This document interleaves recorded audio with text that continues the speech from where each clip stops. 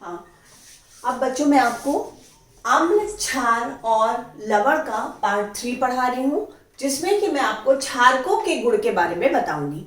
Basic गुण के बारे में मैं आपको पहले भी बता चुकी हूँ। क्षार कड़वे होते हैं, चिकने होते हैं, यानी कोई भी क्षार जो होता है जैसे साबुन हो या खाने वाला सोडा हम हाथ में लेते हैं तो उसका स्पर्श चिकना होता है। और लिटमस पेपर पे संकेतक का प्रभाव मैं बता चुकी हूँ कि रेड लिटमस पेपर ब्लू हो जाता है, हल्दी में लाल हो जाता है। अच्छा, अब इनका तीसरा गुण पढ़ाऊंगी, वियोजन तथा विद्युत चालकता। वियोजन जैसे कि कोई भी क्षार का अलग अलग टूटना और OH आयन देना, ठीक है, धनायन और ऋणायन का अलग हो जाना। वियोजन क्षमता के आधार पर जैसे कि अम्लों में होता था वैसे क्षार भी दो तरीके के होते हैं। जब क्षार पूर्ण वियोजित होते हैं तो वो प्रबल क्षार कहलाते हैं, जब आंशिक वियोजित होते हैं तो वो दुर्बल क्षार कहलाते हैं। अब प्रबल क्षार, अच्छा, इनकी विद्युत चालकता, जो विद्युत चालक होते हैं जब OH आयन देते हैं तो जो इनका एक्वस सोल्यूशन होता है वो विद्युत चालक होता है। क्षारों का विद्युत जो एक्वस सोल्यूशन होता है क्षारों का वो विद्युत चालक होता है, ठीक है, जैसे कि अम्लों का होता था। अब प्रबल क्षार में जैसे कि अब हम यहाँ पर लेते हैं सोडियम हाइड्रोक्साइड। सोडियम हाइड्रोक्साइड जब ये जल से क्रिया करता है तो ये क्या हो जाता है, सोडियम आयन यानी धन आयन अलग और OH आयन देता है, ये पूर्ण वियोजित हो जाता है। हाँ, और प्रबल क्षार है कौन कौन से, lithium hydroxide LiOH, potassium hydroxide KOH, rubidium hydroxide RbOH, caesium hydroxide CSOH। ये आवर्त सारणी में ये सारे जो क्षार है ये आवर्त सारणी में आपको पहले और दूसरे ग्रुप में ही वर्ग में ही मिलेंगे, ठीक है। फिर कैल्शियम हाइड्रोक्साइड जो उसमें तत्व मिलते हैं वही क्षार बनाते हैं, वो वाले क्षार होते हैं प्रबल क्षार, जो पहले और दूसरे वर्ग में आवर्त सारणी के पाए जाते हैं, वही तत्व ये प्रबल क्षार बनाते हैं, ठीक है। कैल्शियम हाइड्रोक्साइड और फिर SrOH का होल ट्वाइस, स्ट्रांशियम हाइड्रोक्साइड और बेरियम हाइड्रोक्साइड BaOH का होल ट्वाइस, तो ये प्रबल क्षार, ठीक है। दुर्बल क्षार क्या होता है, दुर्बल क्षार में पूर्ण वियोजित नहीं होते। दुर्बल क्षार के लिए हम एग्जांपल लेते हैं, जैसे पहले NH3 का जब हम पानी से रिएक्शन कराएंगे तो जो बनेगा क्षार बनेगा, कौन सा क्षार बनेगा, NH4OH, अमोनियम हाइड्रोक्साइड। अमोनिया का जब पानी से रिएक्शन करा तो अमोनियम हाइड्रोक्साइड बना, अब ये एक क्षार बन गया। अब ये जब क्षार का जो सॉल्यूशन है जब ये पानी से क्रिया कर रहा है तो ये क्या बना रहा है, NH आयन अलग, NH4 यानी अमोनियम को अलग कर दिया इसने और OH को अलग कर दिया, बट आपने एरो देखा पार्शियली डिवाइड हुआ। एक तो ये क्रिया पूर्ण नहीं हुई, पूर्ण रूप से OH आयन अलग नहीं करा, थोड़ा NH4 आयन भी, मतलब NH4OH जो है वो भी उसी विलयन में रहा। दूसरा इसमें एक और डिफरेंस है कि जो OH आयन देता है, मैंने आपको बताया था अम्लों में कि जब विघटित होता है तो H आयन और जो लवण विघटित होता है उसमें एक समान अनुपात होता है, बट क्षारों में ऐसा नहीं होता है। क्षार में एक तो ये अभिक्रिया पूरी नहीं होती है, फिर उसके अलावा जो क्षारों का जो अनुपात है वो इसकी OH की जो सांद्रता होती है वो कम होती है, ठीक है।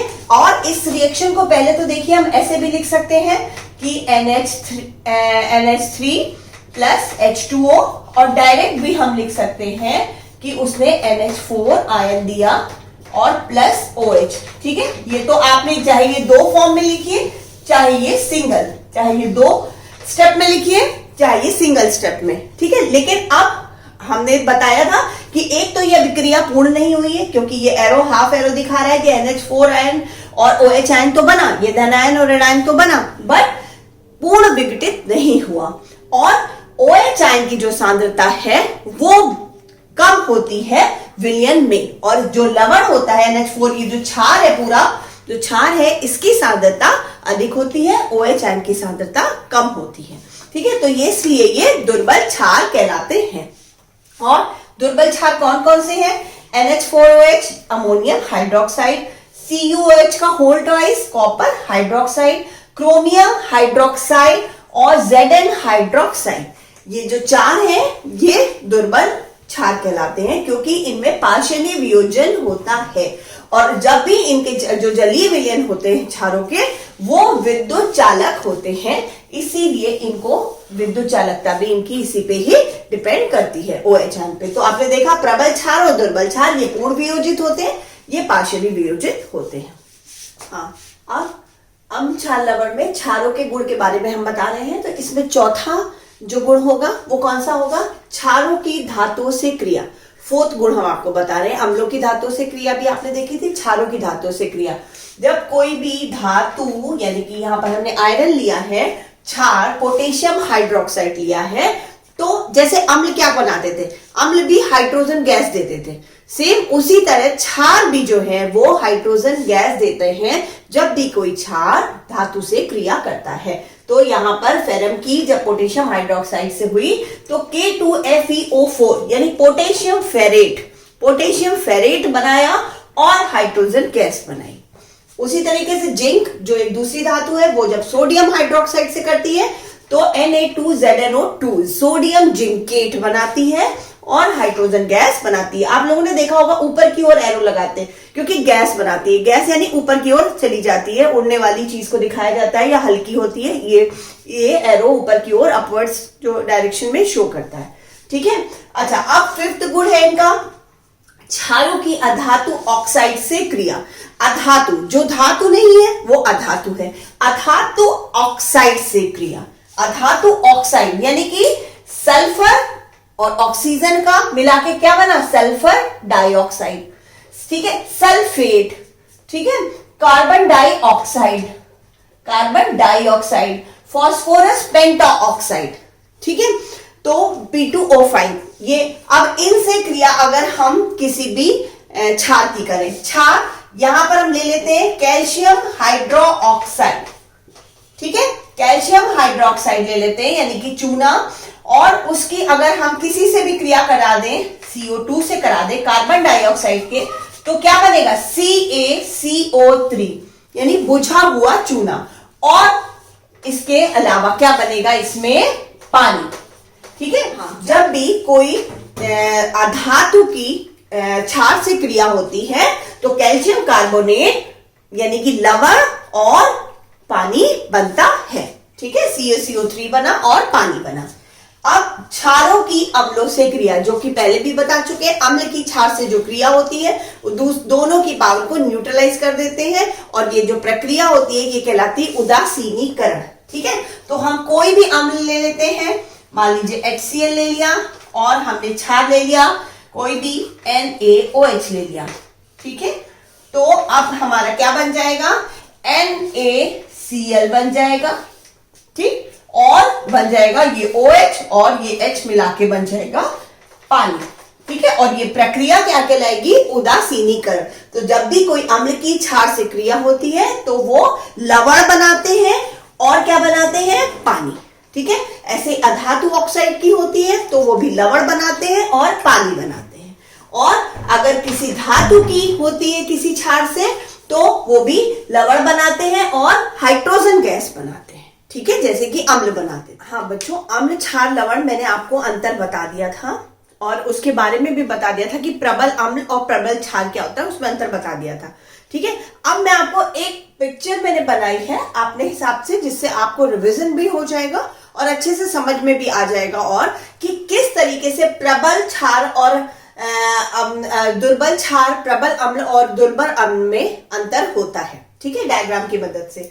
ये मैंने एक ब्लॉक बनाया है, इसमें मैंने आपको अम्ल दिखाया है, एसिड के मॉलिक्यूल्स दिखाए हैं, ठीक है। ये मैंने सिर्फ एक आपको समझाने के लिए ब्लॉक बनाया है। इसमें जो नंबर्स ऑफ मॉलिक्यूल्स है उससे उसमें कोई रियलिटी नहीं है, बट मैंने आपको समझाने के लिए बनाया है। तो ये बनाया है मैंने HA इसमें लिखा हुआ है। H मतलब हाइड्रोजन आयन जो कि अम्लों में मेन होता है, और A यानी एसिड। तो यहाँ पर हाइड्रोजन आयन इस अम्ल के साथ है, अभी यहाँ अम्ल के साथ है।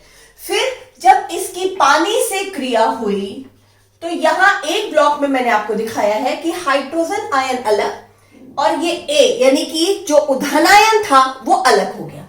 यहाँ जो है अम्ल वो वियोजित दिखा रहे हैं। देखिए कि H आयन अलग, A अलग यानी कि ऋण आयन अलग, H यहाँ पर अलग और धन यहाँ पर ऋण आयन अलग। फिर ये H जो है वो धन आयन है, तो जो दूसरा था वो क्या है, ऋण आयन। तो यहाँ धन आयन अलग और N आयन अलग, और ये धन आयन अलग और ये ऋण आयन अलग। ठीक है, अब आपने यहाँ पर देखा कि यहाँ जितने भी ये जो अम्ल में मॉलिक्यूल्स थे ये सब अलग अलग हो गए, यानी यहाँ पर अम्ल जो है वो पूर्णतः वियोजित हो गया। मैंने जो बीच में डैश बनाया है इससे आपको दिखाया ये अलग अलग हो गया, यानी पूर्णतः वियोजित हो गया। अगर पूर्णतः वियोजित हो गया तो ये कौन सा अम्ल है, प्रबल अम्ल। ठीक है, क्योंकि प्रबल अम्ल ही पूर्णतः वियोजित हो जाता है। अब दूसरे डायग्राम में यहाँ पर भी पानी से रिएक्शन होगा। यहाँ देखिए क्या है, यहाँ तो H आयन अलग हो गया। ठीक है, इस वाले में यहां नहीं हुआ, यहां हो गया, फिर यहां नहीं हुआ, यहां नहीं हुआ, यहां हो गया, फिर यहां नहीं हुआ। तो आपने देखा कुछ मॉलिक्यूल्स में तो वियोजन हो गया अम्ल के, और कुछ मॉलिक्यूल्स में वियोजन अम्ल के यहां पर हमने नहीं दिखाया है। तो आंशिक वियोजन है, अम्ल का पूर्णतः वियोजन नहीं हुआ है। जैसे कि यहां नहीं हुआ है, यहां नहीं हुआ है, यहां नहीं हुआ है और यहां नहीं हुआ है। ठीक है, तो इस तरीके का जो अम्ल है वो क्या कहलाएगा, दुर्बल अम्ल। अब यहां पर जब पूर्णतः वियोजन नहीं हुआ है तो पहले तो हम एरो बदल देंगे। ठीक है, ये एरो इधर दिखाएगा कि कुछ तो H आयन में टूट गया, कुछ एज इट इज अम्ल जो है वो विलेन में पड़ा रहा। अच्छा, उसके बाद मैंने आपको बताया था कि H आयन और जो अम्ल है वो एज इट इज रहता है, लेकिन उनके बीच एक प्रॉपर रेशियो होता है, प्रॉपर अनुपात में ही वो होते हैं। तो इसीलिए मैंने यहाँ पर 1 2 3 4 5 6 7 8 मॉलिक्यूल शो करे। उसमें से देखिए 1 2 3 4 मॉलिक्यूल्स मैंने दिखाए वियोजित नहीं हुए हैं, और 1 2 3 4 मॉलिक्यूल वियोजित हो गए। ये शो कर रहा है कि अम्ल जो है प्रॉपर वियोजित पूर्णता नहीं हुआ है, बट जितना वियोजित हुआ है और जितना नहीं वियोजित हुआ है उसमें एक प्रॉपर रेशियो है, यानी H आयन में और जो अम्ल था उसमें एक प्रॉपर अनुपात है। ठीक है, ये हो गया दुर्बल अम्ल, क्योंकि यहाँ पर आंशिक वियोजन हुआ है। अब इसी तरीके से क्षार, ये हमने क्षार का डायग्राम शो कर दिया ब्लॉक में। यहाँ OH जो कि आप जानते हैं हाइड्रोक्साइड क्षार की प्रमुख पहचान है कि वो OH आयन देते हैं, B मतलब बेस। तो यहाँ पर मैंने ये क्षार का डायग्राम एक तरीके से बना लिया, इसमें कुछ मॉलिक्यूल्स दे दिए रैंडमली, ऐसे ही गिन के नहीं प्रॉपर। अब यहाँ पहला जो है ये क्या बना, यहाँ पर देखिए OH आयन अलग, बेस अलग। ठीक है, OH आयन अलग, बाकी का धन आयन अलग। ये OH आयन नेगेटिव है, इसमें ऋण आयन है ये, और तो बाकी दूसरा क्या हुआ, धन आयन। तो OH अलग, बेस यहाँ पर OH आयन। यहाँ देखिए यहाँ पर पूर्णतः वियोजन हुआ है। ये जो बीच की लाइन है ये दिखा रही है कि यहाँ पूर्णतः वियोजन हुआ है किसका, क्षार का। किससे रिएक्शन से, पानी से रिएक्शन से। तो अगर पूर्णतः वियोजित होता है जब पानी की रिएक्शन होता है तो क्या कहलाता है, प्रबल क्षार। ठीक है, अब हम दूसरे डायग्राम में आते हैं, यहां भी पानी से ही रिएक्शन हुआ है इसका। अब हम आते हैं यहाँ क्षार, इधर नीचे वाले डायग्राम में, यहां भी पानी से ही रिएक्शन हुआ, यानी कि पानी से रिएक्शन होगा। तो अब देखिए यहां पर जो है वो वियोजन हुआ, इसमें नहीं हुआ, इसमें भी नहीं हुआ, इसमें भी नहीं हुआ, इसमें हुआ। ये डैश से मैंने दिखाया कि OH अलग हो गया और B यानी कि जो दूसरा धन आयन था वो अलग हो गया। OH क्या है, ऋण आयन, तो दूसरा क्या है, ऑब्वियस है कि धन आयन। तो क्षार जो है वो वियोजित कहीं हुआ, कहीं नहीं हुआ, यहां भी नहीं हुआ। तो यहां पर क्या हुआ, आंशिक वियोजन हुआ। तो आंशिक वियोजन हुआ, पहले तो हम इसका एरो बदल देंगे। ठीक है, आंशिक वियोजन हुआ। अब आपने एक चीज देखी, तो इसको कहेंगे क्या, इसको कहेंगे दुर्बल क्षार, दुर्बल क्षार।